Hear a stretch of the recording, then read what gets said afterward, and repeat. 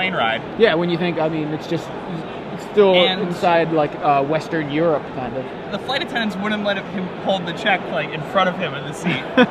So he had to put it in the overhead compartment, and it got mutilated. Right. I can imagine. That's kind of, that's really unfortunate. All right, so we're into the match. And this is Ben Hayes against Dan Jordan. Ben Hayes on the play with an island and then passes. Dan Jordan has a Noah Hart for turn 1. So looks like Dan's on Bant. See his swords to plowshares in his hand. Maybe at Bant Blade kind of thing. I'm not totally sure. We don't have the deck lists. We will get those Dan momentarily. Jordan, an up-and-coming pro player. Yeah, Dan's from my local area, and he was kind of a mainstay of the PDQ scene, always top 8ing, always doing well. Everybody knew he was good. And now, lately, we've been seeing Dan Jordan on the Pro Tour and Grand Prix level. Yeah, Dan, I believe, won back-to-back SCG Boston Opens. Back in, I think he won fall 2010, and then April 2011 was the next time we went out to Boston, and he won again. So the force is with him up there. Ben has resolved, looks like he has resolved Stoneforge Mystic, and he's on, I believe it's Esper Stoneblade. We watched him a little bit yesterday. I forgot about that. He played against Ben Friedman. He had that miraculous comeback in Game 3 against Ben Friedman thanks to Zealous Persecution. So we have a Swords to Plowshares from Dan on the Stoneforge Mystic, and Thalia, Guardian of Thraden, joining the team on Dan's side. You know, you always think about Thalia as this card that's just backbreaking on the play. I mean, Thalia's pretty backbreaking on the draw. Yeah. So now all of Ben's Doomblades are Dark Banishings. He's not playing Doomblade, but if he had Doomblade...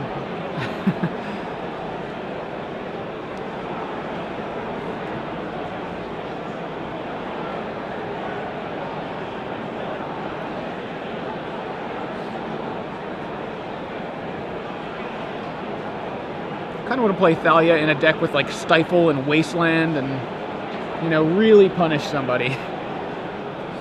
Now, there's a thanks to Kasali 2 Pride Exalted triggers, this Thalia is going to be attacking for 4 damage. And Swords to Plowshares. And Ben chooses to do that with the Exalted triggers on the stack, so Dan's only going to gain 2 life from that, not 4. That's a beta Swords to Plowshares. It's pretty nice.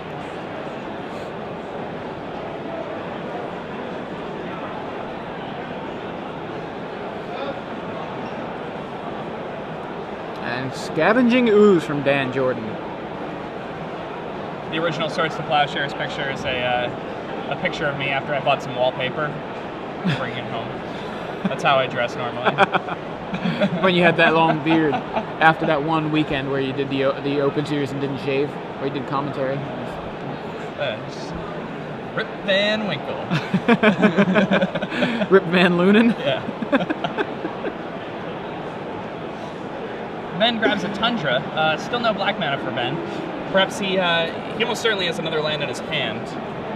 Perhaps an Underground Sea? Yeah, there it is. And a Thoughtseize from Ben.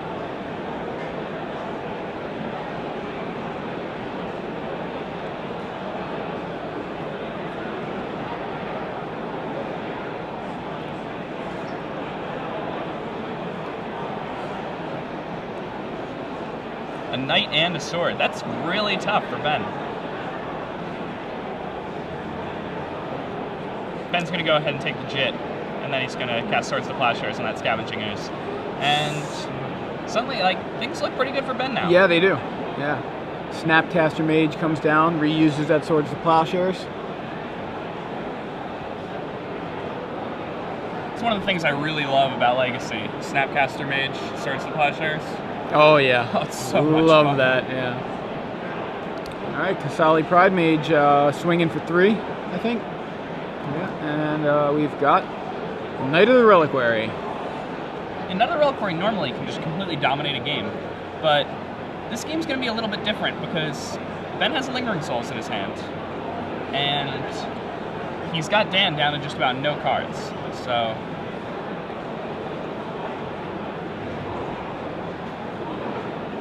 good grind thus far by Ben Hayes. Extremely strong start from Dan Jordan, but Ben won the die roll, and that's kept his head above water so far.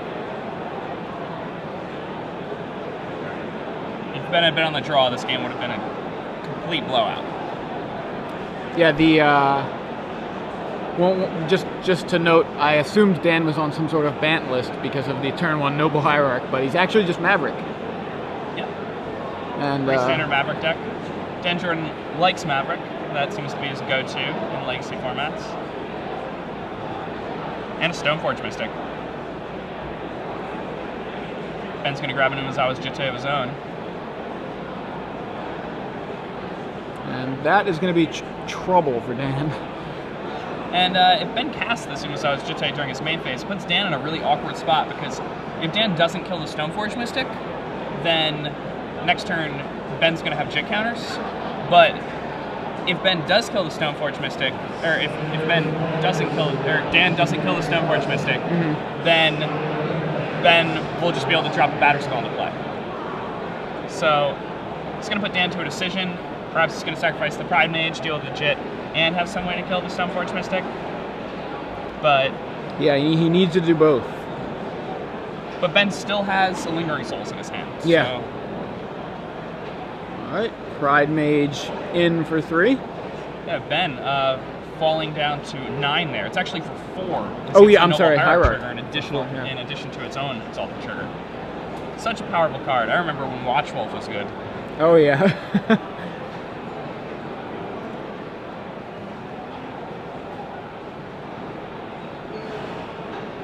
I believe it was Zvi who previewed Watchwolf from Ravnica, and you know, when a 3/3 for 2 is the preview card, like that was how exciting it was. You know, this is the a preview card for the new set, and it's a white and a green for a 3/3. That's it. Yeah, I played it at the Extended Pro Tour. This card's too good. Yeah, gotta play Watchwolf. So Snapcaster Mage adds to his Arm Blaster with an Umezawa's Jitte.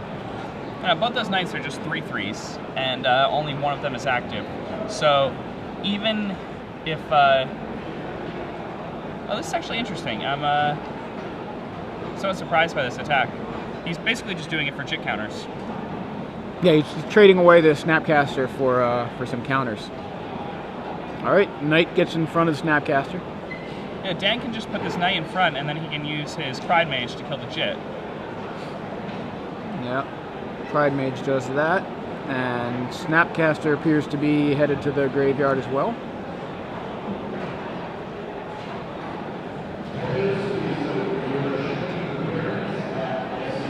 So Dan just gets to gobble up a Snapcaster Mage. And I suppose Ben really wants that Batterskull to resolve, or to be able to stay in play. And we have an activated Knight of the Reliquary. But I mean, it is a little bit dangerous for Ben, because we have a Wasteland on a... By allowing that to happen during his combat step, now he's not going to have the option of Lingering Souls, and he's going to just have to Stoneforge Mystic this Batterskull into play right now. Yeah, Dan found Wasteland with Knight of the Reliquary and used it to destroy Ben's Underground Sea, and also make both of these knights into 5/5s. Yeah. What an unbelievable card Knight of the Reliquary is. And it went for months without people playing it. Oh yeah. It was like a $2. I believe the foil was like $2. Kind of mind-blowing thinking about it. Right. It was like a $2 foil. Okay, so there's the Batterskull vialed in. Now Underground Sea goes to the graveyard. Snapcaster dies from that combat. Germ comes in upside down and is immediately flipped. That wasn't that relevant. But yeah, Knight of the Reliquary. Conflux came out, and then when we realized we were getting, I think when we figured out that Zendikar was going to be a land set, I think that's when Knight of the Reliquary people were like, wait a second. Yeah, that's when I bought mine when like the landfall thing got announced, right? And I got them for like 3 apiece. Yeah, exactly. That's about the same thing that happened to me. It was just like, And that they had already, I think, probably gone up a little bit because of other people thinking the same thing. But still, 3 apiece for Knight of the Reliquary is pretty nice. So Sylvan Library from Dan Jordan, one of my favorite cards. Yeah, Ben Hayes just falling dreadfully behind. Dan's going to attack for 6, and Ben's going to be put to a decision here because, yeah, he chumps. Okay, so gain 4. That's nice. Give you a little more time, but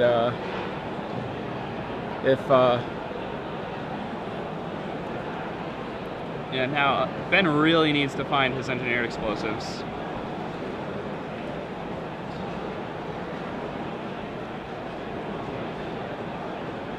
All right. Looks like.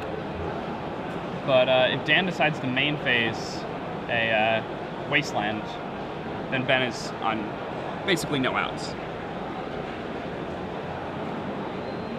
I think that's what Dan's considering here. Yeah. So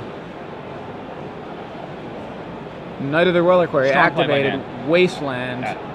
Hit your Tundra. That's a hard play to make for a number of reasons, especially considering his draw step was Body and Mind. But he just played around exactly what he had to. Oh well. Ben has a swamp, so he's protected from Wasteland. And Lingering Souls resolved. Not quite going to be enough. Ben is at this point on a chump blocking plan. Yeah. But he does have a lot of time. He does. With all those chump blockers. So one of the best parts about Lingering Souls that people don't, you know, a lot of times Lingering Souls is an offensive card, but it's so much of a defensive card as well. All right, so Dan decides to pay 4 life and get an extra card. That's Sylvan Library, and I think that's something people don't do often enough. People a lot of the time just use it as a top with 1 free activation every turn. When you're 23 and you're playing Maverick against the blue deck, a lot of the time it's right to just be like, I'll pay a lot. Yeah, 4 life for that card, that works. 4 life for that one, 4 life for this one. Usually you just pay 4 at a time and then just take fetch lands and spells. Right. Green Sun Zenith for 2.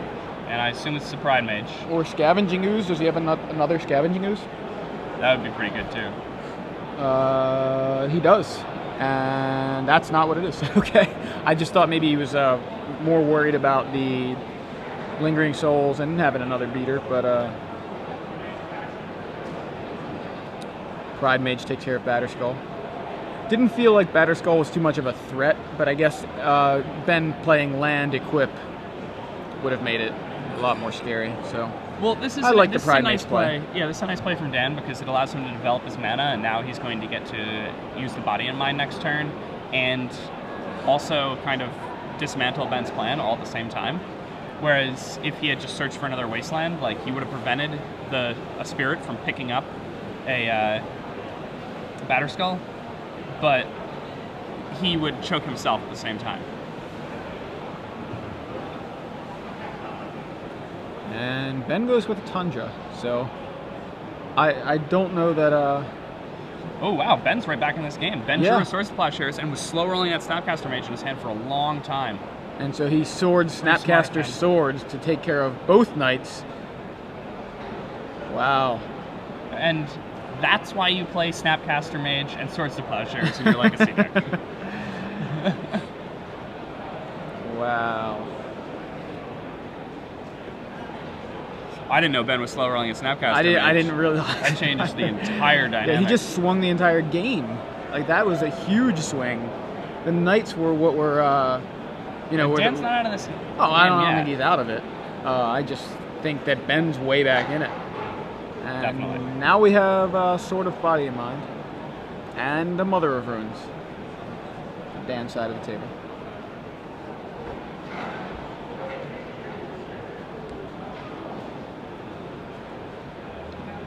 Dan is at 30 because of the Swords to Plowshares, and you do not want your opponent to be at 30 when he has a Sylvan Library in play. Yeah. That's one thing that's frustrating about casting Swords to Plowshares on an 8/8 night when your opponent has a Sylvan Library in play. You're basically giving your opponent a free Ancestor Recall. Yeah, so they get 2 cards and you have to spend 1. I call that Ancestor Recall. Alright, so let's see. Yeah, at 26 now. You may just pay a bunch of life. Just keep them all. He is thinking about it. Okay, looks like he takes 1. Yeah. Gives his Noble Hierarch protection from white.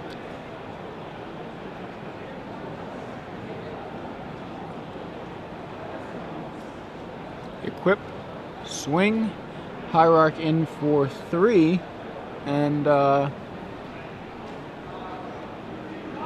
sword triggers, get a wolf. And there's a wolf. And meantime, Ben has milled... Mills 10 cards, doesn't hit a Lingering Souls. No Lingering Souls. Although, yeah, he flashed back the other one that he already... Yeah. I believe he flashed it back. I see... Yeah, he did. I mean, looking at what's in the graveyard, I see Stoneforge Mystic, and I believe it's Swords, because I think it was 2 Snapcasters maged Swords to Plowshares, but there still may be a Lingering Souls off camera.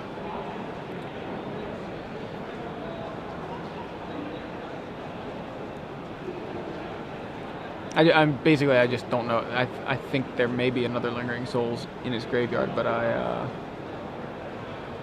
could be wrong. Yeah, I don't see it now. So. Ben really, really, really wants to draw Zealous Persecution. Oh, he doesn't have it main deck. Well, he still really, really wants to draw it. Actually, no. If he draws it, he's probably he doesn't want to draw trouble. Yeah, please don't draw my Zealous Persecution. Oh, okay. He's flashed back 2 Lingering Souls. Yeah, I think he top decked 1, so he just played it and flashed it back. Yeah. 5, and then. So yeah, that was the first one was the one we were discussing, and then the second one he just drew. And what else can Ben do? Ben has. What's in his Dan's graveyard? still at Does he have? So he didn't mill the explosives. That's a very live card in his graveyard. A topic Snapcaster Mage is insane for him right now. Swords to Plowshares is very good. Vindicate very good. Dan's still at a healthy 21. I guess Swords isn't very good. Double Mom. Yeah. So he probably does similar thing as last turn. Oh no, seeing something different here. Okay. Moves the sword to the Mother of Runes. Oh, this is interesting. Yeah, this is interesting. Swords is a live card again. I believe he gave it protection from white with the other Mother, though. So he gave the Mother with the sword protection from white. Another Jason spell by Ben. Yeah, I mean, gets a Lingering Souls for free. Gets another Lingering Souls for free. Alright, so Ben just got 2 free Lingering Souls, which is pretty nice for him. But he is at only 4 life, and I think, you know, unless he finds a way to answer that Mother, he's not, because Dan's just going to kill him, yeah. That Mother attacked for, what, 3/5 right there?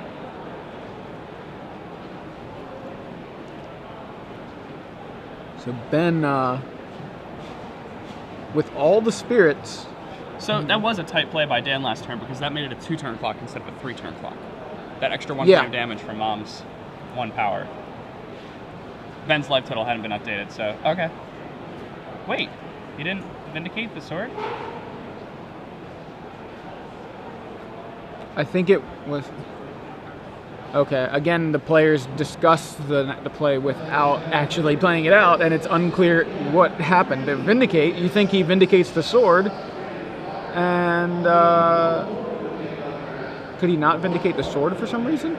There's no reason why he couldn't Vindicate the sword. He's at 4 life. Dan, I mean, he just can chump block for days. Oh, no. He just taps 2 mobs, gives 2 wolves pro white. Oh, the checks. wolves. But doesn't Ben have I forgot he had 2 wolves. But Ben has a Snapcaster in play, doesn't he? He did. He does, yeah. So, he just doesn't attack the Snapcaster. Right? Am I mean, I'm probably missing something. Yeah. Oh, I'm sorry. He gives a wolf pro blue and pro white, and then attacks with it, and it has 2 exalted triggers. Oh, there it is.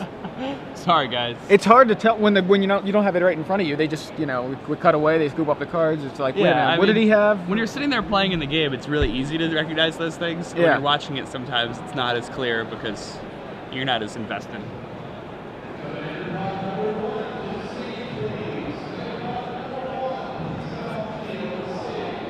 Trying to keep up with the play-by-play. Right.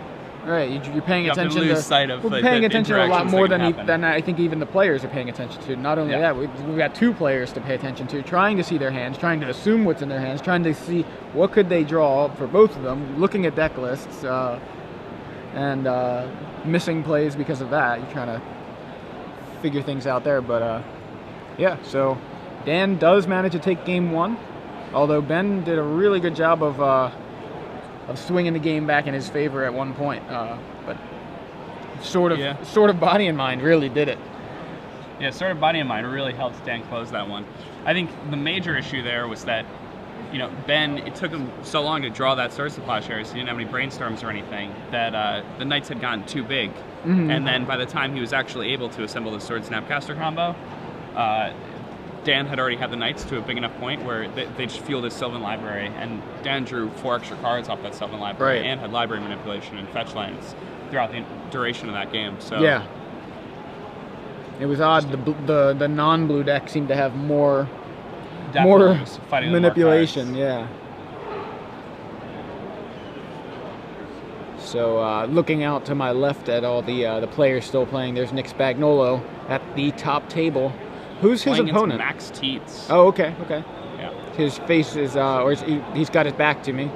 Max and Nick are arch nemesis. Oh, yeah? So that's actually, I'm really surprised that's not a future match. What are we doing? Tell these guys to get up. I'm just kidding. Max Teets and Nick Spagnolo have played each other in the top 8 of PTQs. I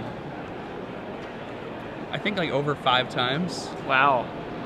Both like 2 of the, in like the 2009 to 2011 era, they were in the top 8 of like pretty much every single PTQ in the Northeast. And PTQs in the Northeast are like over 300 players. So making the top 8 of every single one of those PTQs is a really hard feat to achieve. Not only that, but once you're in the top 8, the top 8 is always like littered with Pro Tour champions. The last PTQ I won had 3 Pro Tour champions in the top 8. That's ridiculous. That is ridiculous. Looking at Ben's sideboard here, he's got 2 copies of Zealous Persecution, as you mentioned. I think that's a pretty good card to bring in here. Takes out Dan's Hierarchs, takes out Dan's Mother of Runes. We sell Mother of Runes completely. Oh no, it's not his. Yeah, it takes out his Hierarchs, Mother of Runes. Mother of Runes definitely had a huge impact on that last game. Now, what I'm really excited about from Ben's sideboard is Perish. Yeah, Perish is going to do it too. And we have a turn 1 Noble Hierarch from Dan. He's got an additional Engineered Explosives. I could see him bringing in. He basically 6 Wraths. Yeah. Seems good. Seems pretty good. Oh, and one of them also pumps my guys if I happen to be. One of the most exciting plays I've seen at this entire tournament, Ben Hayes was playing, it was turn 4 of extra time. He had to win that turn or it would be a draw. And before his draw step, he said Zealous Persecution 1 time, drew first turn, drew Zealous Persecution, cast it, and attacked for exactly lethal with his spirit tokens.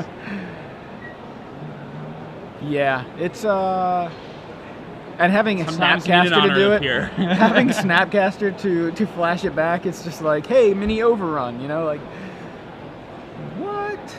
It was Snapcaster to flash it back. It's like That's what I need, like Plague Wind overrun. Yeah. For 6 like, mana, and you get a Zealous 2/1. Persecution. Zealous Persecution? Snapcaster Mage Zealous Persecution? Yeah, it cost me 8 mana, but you have no board, and also I just +3 to all my guys. So, Mystic Gate there from Ben. Dan Jordan playing a choke, and Yeah. Ben Hayes has a Mystic Gate. Yeah. Oh, Jerry man. Thompson also was playing Mystic Gate earlier.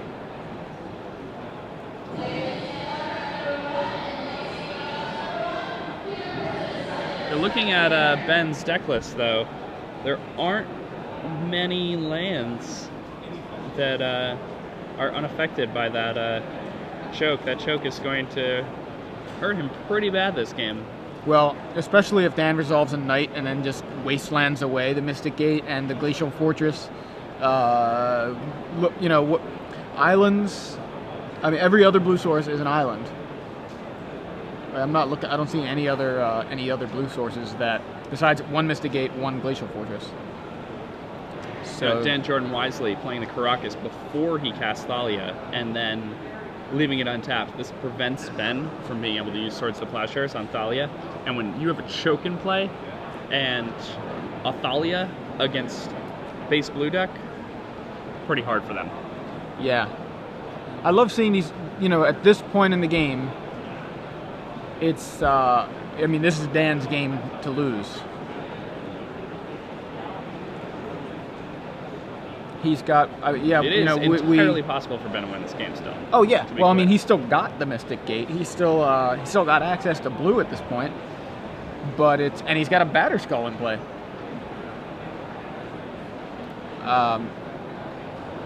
Batter Skull viled in at the end of Dan's turn and now attacking. Dan blocks with Thalia and returns it with Caracas before damage. So nice little tricky plays out of Caracas.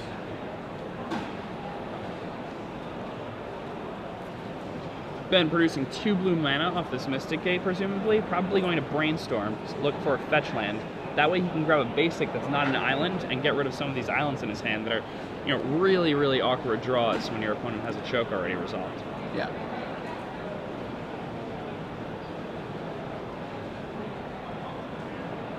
Unfortunately for Ben, though, I don't think he found what he's looking for. So he may have to put back, you know, that Tundra and another card, and then use the other blue mana he made off that Mystic Gate to ponder, which I believe he has. I believe that's the second card in his hand, and he's going to look at the top 3. He knows what 2 of them are, but he has a fetch land. Oh, he okay. did find the fetch land. Okay, that's yeah, really they found big it for already. him. Had it. Yeah, I think he just found it, but he's still got a blue mana floating. He's got at least another Brainstorm in hand, and potentially a Ponder. I didn't see it, but if you saw it, so he gets a Plains with the Marsh Flats. It may have been a Mana Leak, actually, Okay. not a Ponder. Yeah. It was a blue card. I know. It wasn't Force of Will. I know I saw another Brainstorm. I know he's got Jace. There's Ponder. So that is what he's using his other blue floating mana on. We see Underground Sea, Stoneforge Mystic, and another Jace. He's got Swords, Jace, Brainstorm. I keep seeing Swords, Jace. Keeps flipping those back and forth, but I think he's... That's interesting. If Ben had done all this pre-combat, which I think would probably be the advisable thing to do, he would have been able to attack with that Batter Skull and then would have been able to Swords to Plowshares the Thalia in response to the Caracas activation. He wouldn't have been able to do it all pre-combat because Thalia would have cost him. You're right. extra. Thalia would have made that. All that would have cost a lot. Yeah, a lot more. It would not have worked. The means to an end.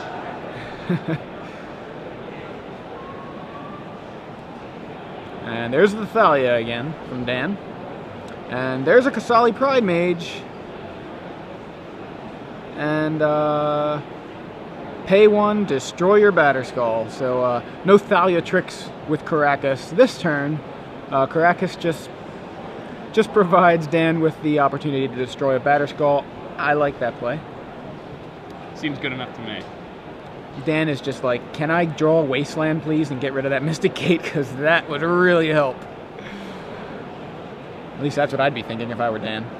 Yeah, the turn 2 choke, and then when your opponent plays a Mystic Gate after that, You're like, that's really? pretty frustrating. We have Swords to Plowshares. Gotta pay 2 for that, yeah. So, Swords to Plowshares on Thalia. Alright, so Thalia goes away. That helps Ben a little bit.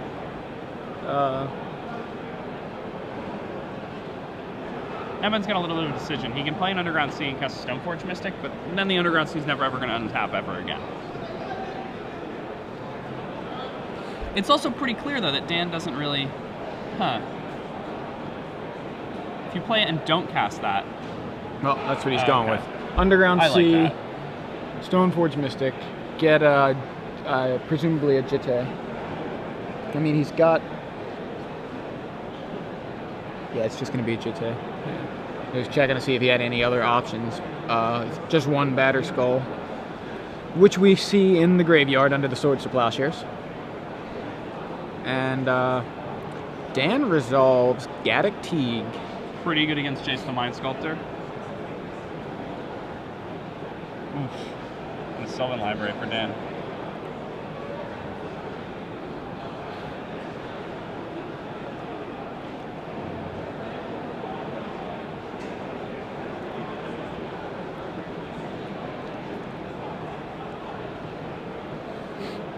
Man, watching Legacy on these weekends makes me just want to build all these Legacy decks. Like, yeah. I want to build that deck. That looks so much fun. I want to build that deck. These decks are so sweet. Yeah. Enter a Zealous Persecution.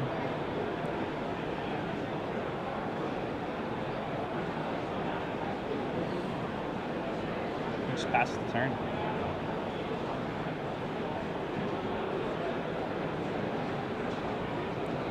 Ooh.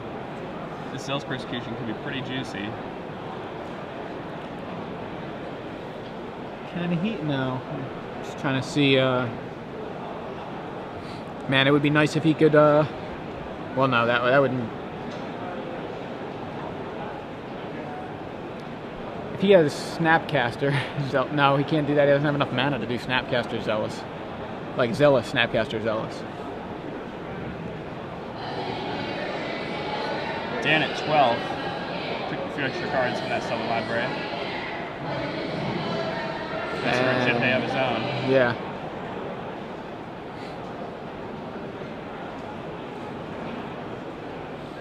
Appears he's gonna try to play Equip and get use out of it before Ben can use the Legend rule to get rid of it. No, maybe not. Okay. I assumed that Dan was... Yeah, now, because he didn't equip, Ben's probably just going to take this hit. Yeah, I mean, presumably Dan's leaving open Caracas for anything that could potentially take out that Gaddock Teague, because he knows how good that Gaddock Teague is here. But then again, if you're Ben, like, there are a lot of cards that Dan can have in his hand where slow rolling and Zealous Persecution is just throwing away 3 life. So it might be hard to not Zealous Persecution in this spot if you're in the actual game. He's obviously tanking about it. Like, he knows that this is kind of a decision. Like, does Dan have Kasali Pride Mage, Scavenging Ooze, or Mother of Runes? If he has Mother of Runes, it's correct to wait. If he has either of the other two, it's correct to double block. Yeah. Which is what he ends up choosing to do. Double block, Zealous Persecution. Zealous Persecution just costs a black and a white, right? So... Yeah, so he's going to have a blue floating. Okay. And then he'll be able to Brainstorm. Okay. And I mean, not the Brainstorm you really want, but when you're under choke lock, you can't really Brainstorm optimally without just throwing away huge amounts of value.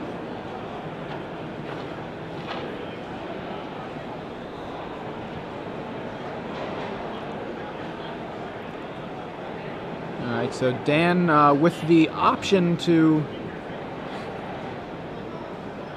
return his Gaddock Teague, and that's what he does. So he manages to save the Gaddock Teague, can't save the Noble Hierarch. Mother of Runes comes down for Dan. Ben's got to be a little bit frustrated with that. This is one of those funny games, like Ben casts Zealous Persecution and Dan casts Mother of Runes. He's like, man, yeah. Dan casts Choke and Ben played Mystic Gate. Well, if he has land Snapcaster, then he can Snapcaster that Zealous Persecution. So he didn't use that blue then for anything, I guess. Or whatever that floating mana was. Presumably. I didn't see a Brainstorm cast. Yeah, I don't think he used it. He just didn't do anything. Dan hasn't found a Wasteland either. And we've got a Sylvan Library, sees Hierarch, second choke. They really don't untap. That looks like a choke to you? Is that what it? Yeah. Okay. Now Dan's got to be worried about Snapcaster Zealous Persecution here. Yeah. So I think we're going to see him. Normally you would play the Noble Hierarch's pre-combat to get extra Exalted triggers, but I don't know if he has that luxury this turn.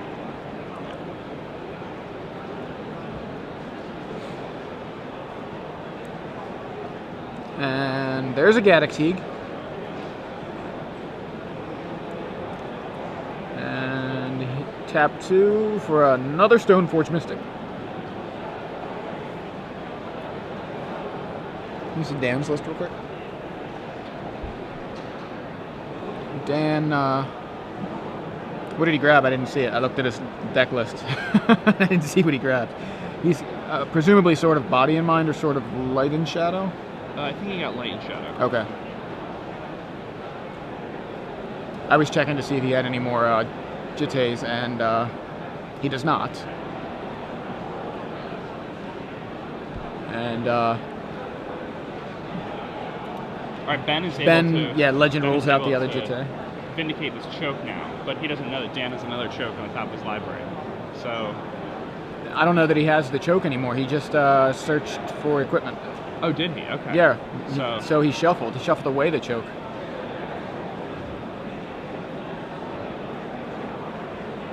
And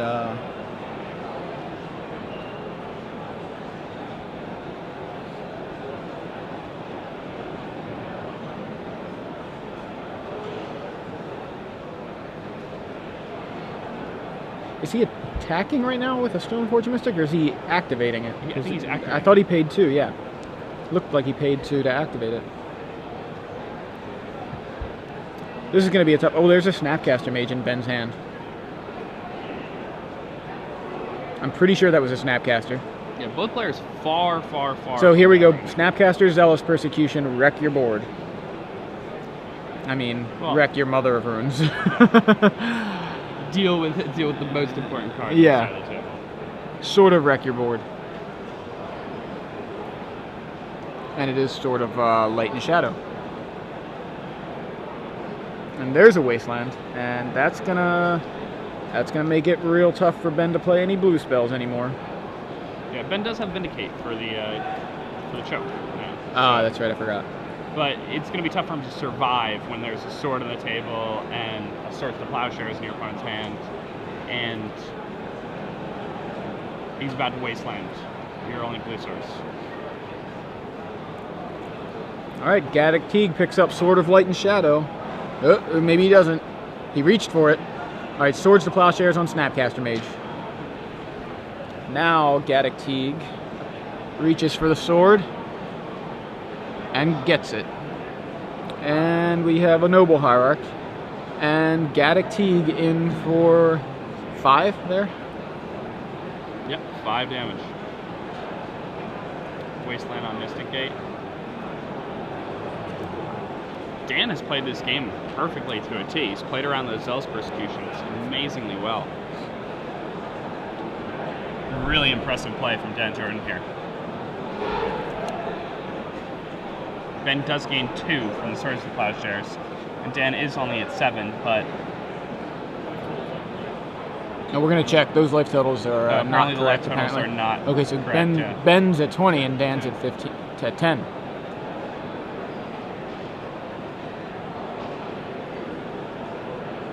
That makes a lot more sense to me. Yeah. Well, Dan gained 3, I think, just off of the sword, and Ben gained 2 off of the Swords to Plowshares. So, all right. So here we go with looks like Vindicate's coming. Tap 3, Vindicate your choke.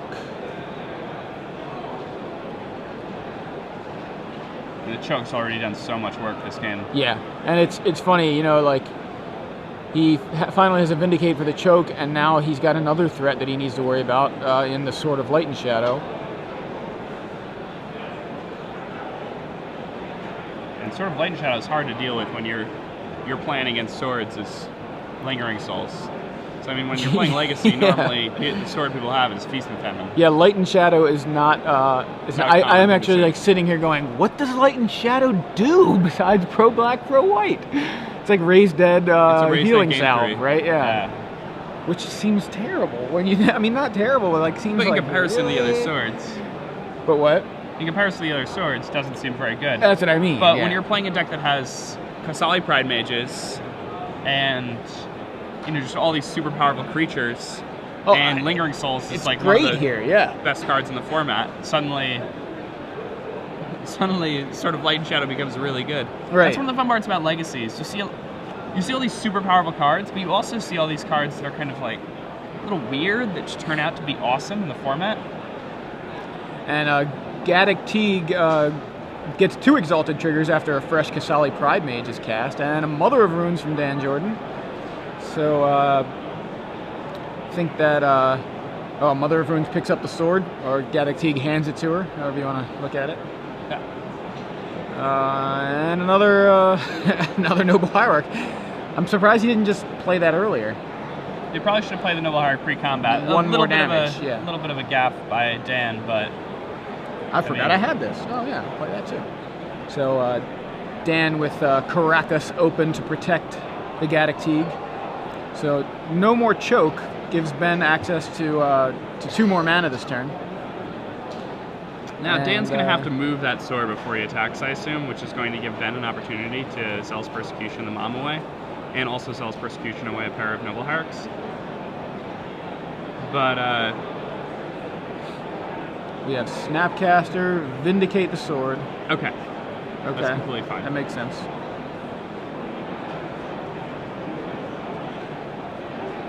Passes back. All right, so this is such a Dan game. with no cards in hand, I believe. Draws off of his Sylvan Library, sees Land, and Green Sun Zenith. So pretty good one. What is Dan going to be searching for here with Green Sun Zenith? I wonder how many lands are in his graveyard. It's either going to be a Scavenging Ooze or a Nether Reliquary.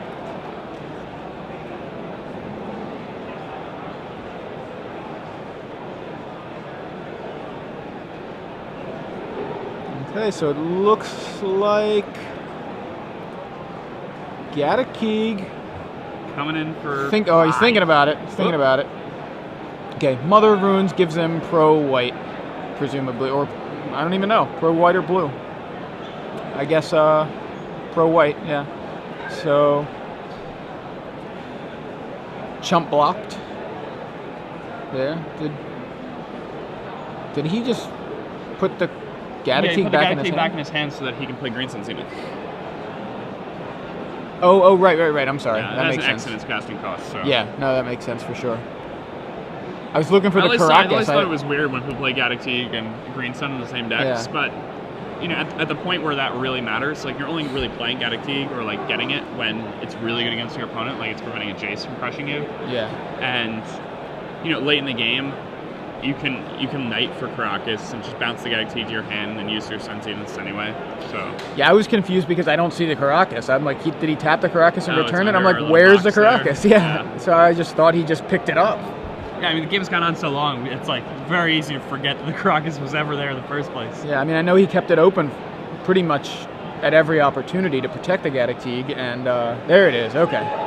All right, now here's where Ben goes parish hunting. And he draws off a Brainstorm. Yep, he found one.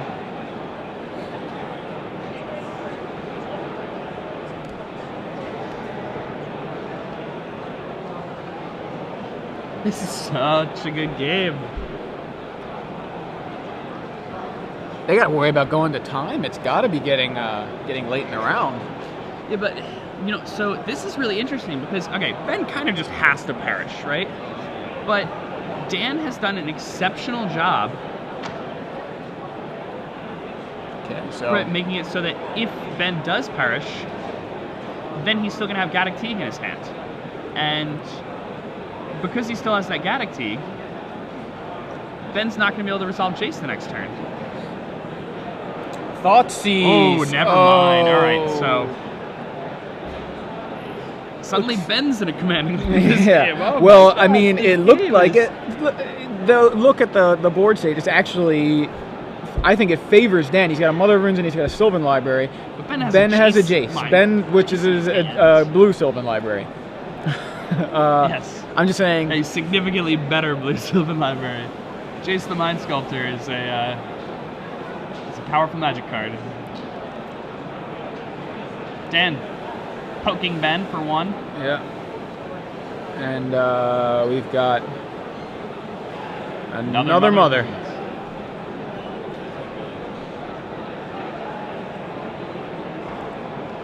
Ben's gonna drop himself down to 5 here. Hunting Tundra, okay.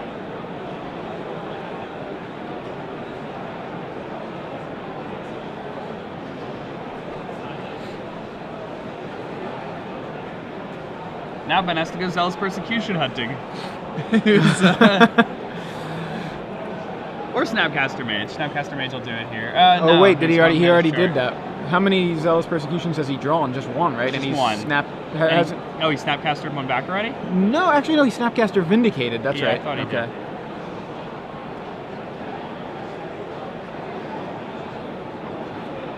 And Ben casts Sun Titan. Oh no, it's Jace the Mind Sculptor. So Jace the Mind Sculptor. The blue Sylvan Powerful library. Wizard. Yeah. Brainstorm.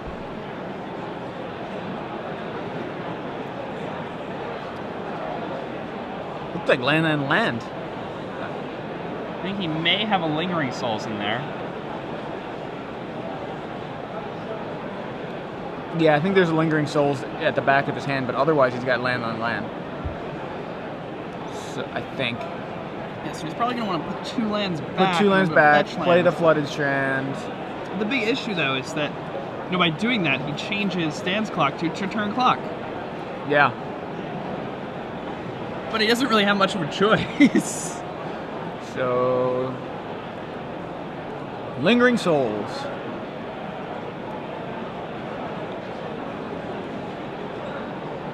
Ben Hayes at 4 life facing down.